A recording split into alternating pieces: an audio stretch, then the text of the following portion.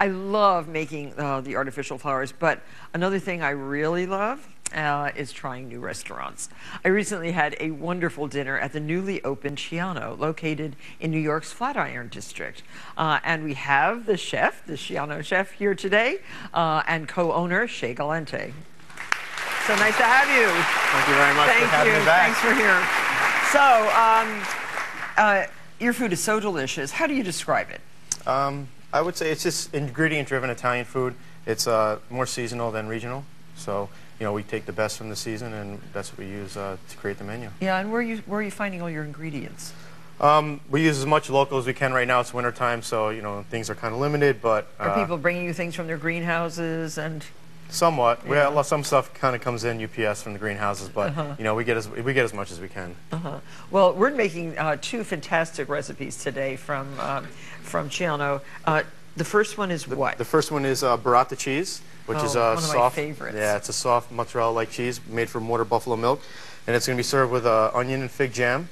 So this is made from water buffalo. This particular burrata, because some burrata is made from cow milk. I read. Yes, this one is made from water buffalo, and it's really rich. But it tastes really rich. But it doesn't seem to have so many calories. No, and not as much as cheddar. No, definitely not. It's a little bit less. I think it's like 10 or 15 less calories. Yeah, per ounce, so that's good to know. Good. Yeah, and so it's a burrata with a pesto made out of an unusual ingredient. Yeah, broccoli rabe. Yeah, it was an ingredient that was an idea that started from my days at Felidia. We used it to make pasta sauce with sausage. And, you know, I love the recipe so much that I kind of just took it and I'm using it in a different way. Shea is not very old, but he's been at Felidia, which is like the mecca of Italian cooking here in New York, like the mother of Mario Burrata. I mean, the mother in quotes. She's not really his mother, but they work real closely. Yeah. And then you went to work at Crew. Boulay. Oh, at Boulay. That's right, Boulay David Boulay. Yeah. And then Crew. And then Crew for many years. And now your own place, which is so Ciano. Great. Are you happy? I am. It's wonderful. Good. And business is good. It's great. Yep. I can't complain. Yeah, we had a great dinner there. After we had our advertising dinner there. Everybody came in from all over America, 85 of us or so, and you let us have the whole restaurant, and dinner was great. Well, thank you. It was our really pleasure. Great. So let's cook. Let's make this first dish. First item of business, we would soak the figs in some port wine. Okay. So 1/2 cup of port wine and 1/4 cup of dried figs. What kind? Mission figs are preferable. Mission. Yeah. Like, is that... they're the dark ones as opposed to like the Calmirnas, which are the light ones. Okay. So we just let that sit for about 30 minutes, and if you want to take that honey right there, you can add it to this. Oh, to here? Yeah. Okay, so what is this? This is 2 red onions that we sweat down. Oh, okay. We're going to put the honey in. We would toast it. Oh, yum. So it's like a onion jam? Yes. Oh, yummy. And here we have the... So why acacia honey? You know, it has a real floral quality to it. Chestnut honey would be a little bit too bitter for something like this, and domestic honey just maybe tends to be a little bit just too sweet. Oh, I should have brought mine. I had really good honey this year. Oh, really? Yeah, because it's keep bees? Well, I do, but I think it was just a really hot, miserable summer, and the bees got lots of pollen. Oh, it was very good. Yeah. So these were the macerated figs. Oh yeah, there they are. And then we'd add that. We'd add 1/2 cup of red wine to that, and we would just cook that down. So port and red wine. Yeah, port and red wine. We would just cook that down to jam, like a jam consistency. Okay. Yummy. So the next item would be the broccoli rabe pesto. Here we have shallot with some vegetable oil. We'd add some garlic. That honey's good. A little pinch of chili flake, and we have broccoli rabe. So how did you come up with pesto made out of broccoli rabe instead of generally it's made out of basil or parsley? Right. So I mean, it's more vegetal, and it's good utilization of product. You know, if you're using the stems. Yeah, you can use the stems. You know, I would say always peel them first. We would put those in, salt, pepper, cover them with veg stock, and basically that takes about 10 to 14 minutes to cook till it's very tender. Okay, but we don't have a veggie stock. But yeah, we would cover it and we would cook it till tender. Okay. And then, this would be our final product right here in the blender. I love how chefs talk about product. That's lingo. Yeah, it sure is. So that's our broccoli. This is our broccoli with our garlic shallots and they're soft. It's cooked soft. Yeah, exactly. Okay. Oh yes, okay. So we can blend it. So we have 1/2 cup of olive oil. Put about half of that in first.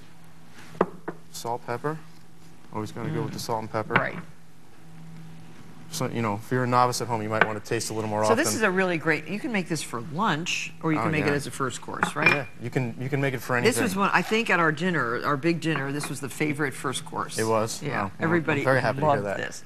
So now blend this up. So, so we put the quarter cup of Parmesan cheese and quarter Pine cup nuts. toasted pine nuts, and we would just blend that up. Here, yeah, turn that up. This. Start it nice and slow. And basically we'd get that going, and we would just stream in the rest of it. And make it very puree? Yeah, we'd puree it to a smooth consistency. A little shake. We might have to push it down, yeah, but okay. Yeah, so we would bring it to puree consistency. Good. And just move it around. Okay.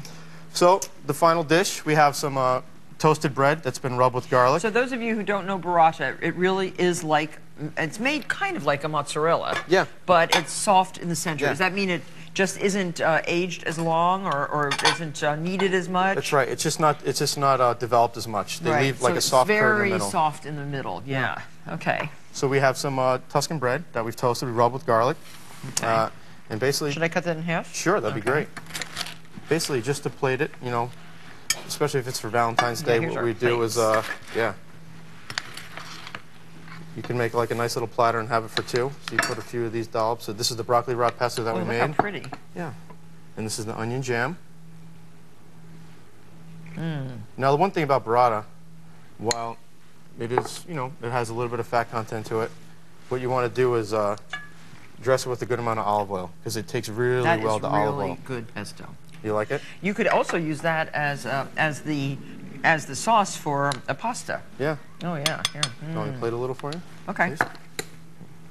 So yeah, the pasta sauce, it can be, and you can use it for lobster. What's coming up next? So you can do it for a lot of different things. So here's our. You want to put the bread right there? Yeah. Great. Okay. So beautiful. Yeah. I would say. Wow. That's not enough for me. So this would be a great. Oh yes, your Valentine's menu. Are you having a special menu at the restaurant? We are. So it's all going to be tables for two? There's a lot of tables for two. A lot of reservations, 2 at a time. I bet, right. Well, this would be a wonderful start to a Valentine's dinner, or any dinner for that matter. And when we come back, Shea's going to show us the main course. That's beautiful.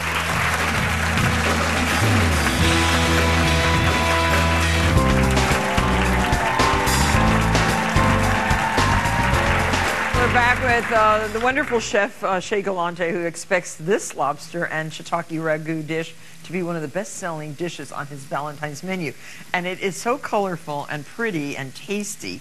And we're going to show you, he's going to show you how to make it because, again, shallots cooking in olive oil. Yep, some shallots and garlic. Okay. And if you wanted to add those 3 things, right. Basically it's just very small diced carrots. Beautifully diced. Yep. Some celery, and we have celery root. Which is, you know, it's wintertime, so the ingredients, you know, we don't have a lot of fresh produce right now, so we use what we have. And celery root. Celery root is beautiful. Yeah, yes. Especially this time of year, and it, you know, it eats really well, and it's just very tasty. So you're putting it in the diced up as well as a puree underneath everything. Yeah, when we finish it, yeah. So it just kind of runs the flavor more all the way through. More olive oil, or? Yeah, we can put a little more olive oil. Okay. It's so much fun to work with a chef like this because you learn a lot about the different ingredients. And then we have shiitake mushrooms that are just stem removed, and we quarter them. We'd put them in. Right now? Yeah, we can put them in. So we would sweat this out for so what do you do with the stems? Put them in stock? Yeah, we make a mushroom stock. In the restaurant we do. All of the mushroom scraps and stems we turn into a stock, which we then reduce down to a very concentrated Are you liquid. one of those chefs very careful using up all the ingredients? Everything. Great. It's, you know, it's always associated to the bottom line in a restaurant, so try to use everything we can. So we take this, basically I would take this portion of it and I would add Brussels sprout leaves, which we'd toast. It makes a very nice color. So beautiful. Yeah, and you know, Brussels sprout leaves, they're reminiscent of like toasted hazelnuts. It gives it like a nutty kind of caramelized flavor, almost actually like buttered popcorn, which is oddly, you know, to say. So away from the heat, just to be careful, we'd add some Madeira wine. Do you want to flame it or not? No. Okay. I'm all right. We love having flames hitting that camera up there. That sounds like fun. We'd add some lobster stock, a 1/4 cup. Okay, so is that just the water from the cooked steaming the lobsters, or no? What we do is when we take this 1 sage leaf and medium tomato, the recipe for that is utilizing everything from the lobster as well. So when we steam it and take the meat out of the shell, which we're going to move on to, basically we would take that with vegetable stock and some aromatics, and we make a quick lobster stock out of that. You know, it just reinforces the flavor. And then just strain it. Yes. Yeah, look how pretty and colorful that is. Yeah, I love especially that. Valentine's Day. And I like that you're using just the leaves of the Brussels sprout. Yeah, I mean, if you use the stems, the hearts, you could just thinly slice them and add them as well. Too. Yeah. Okay. So a little bit of salt and pepper. So what kind of salt do you use in your cooking? I use sea salt. I don't use any kosher salt. And we use like rock sea salt for our pasta cookers because we sell a lot of pasta, Italian restaurant. Yeah. But I'm partial to the one in the blue container, the Baleen sea salt. Oh, I like that that's my too. favorite. Isn't it it's tasty salt. Yeah. And people don't realize that all these salts, look at the salts that we have here. Yeah, I mean, saw them all before. these different colors So of salt, Hawaiian pink and South American. The lava salt looks like you have over mountain there. salt, yeah, isn't it great? Yeah. Beautiful. Okay, so now the lobster. So the lobster. So we steam it. Okay. How long do you steam a lobster? 7 to 9 minutes. You know, these are 1.5 pound lobsters, so 7 to 9 minutes. So basically, we take the tails and we can cut them into 3 pieces, kind of bite size. Okay. And we'd add them in here. So we have lots of swap outs. Yeah. This is a little bit of a lengthy recipe. However, preparation will take you a long way. So we'd add the tails in there. Add the speck, which is a smoked cured ham from the northeastern part of Italy, which is old Austria as well. Gives and what it a about nice the claws? smoky flavor. And we're going to add those in a second. Oh, the tails will take a little bit longer to heat through. Okay. So butter. We add a little bit of butter. We'd melt that down. So Valentine's Day is a big day for restaurants, right? Yes. And do you make a special dessert there too? Well, we make. I have a German trained pastry chef who's phenomenal, Bjorn, and he makes everything that's great. He is working on something special this year. I don't remember exactly what it was. I think it was something with hazelnuts and orange and chocolate. That sounds good. Yeah. We don't do red velvet cake, but we come close. So basically, I'm sorry. Go ahead. No. So you cover that? Yeah, we're going to cover that. We let that steep for about 10 minutes, and here's our final product. Yeah. So and then the celery root puree is made with what? The celery root. You know, basically, if you can take the same celery root you use for the dice, you just get an extra one. A little bit, you cut up medium dice, some stock, some butter, some cream, cook it until it's tender, and we puree it just like we did the broccoli raw pesto in a blender until it's smooth. Okay. So basically, for your Valentine's sweetheart, you just put a little dollop, make a little circle in the middle, and take some of the lobster meat. Actually, you know what? We'll take a little bit of the vegetable first. Okay, so some of those. Oh, it smells very good. Very good. Put a little bit of the ragu in the middle, some mushrooms. And we'll take some of the lobster meat. And tail. So a generous amount. Yeah. And 1 claw. Yeah. That right on top. There we go. And then we put a little bit of chopped chives. Some parsley. And garnish it with a little bit of radish sprouts. Doesn't that look beautiful, everybody? Wow. And that, if you can make that for your loved one on Valentine's Day, or have a dinner party and make this for your dinner party, really gorgeous, gorgeous food. People will be very surprised. So you started cooking at a very young age. How old? I was about 14. And what you just loved cooking? Yeah, it was something that I was very good at, and I noticed that a little bit later on, and I went to be professionally trained, and it's taken me here. Oh, wow. Taken me here. Yep, right here to this very beautiful dish.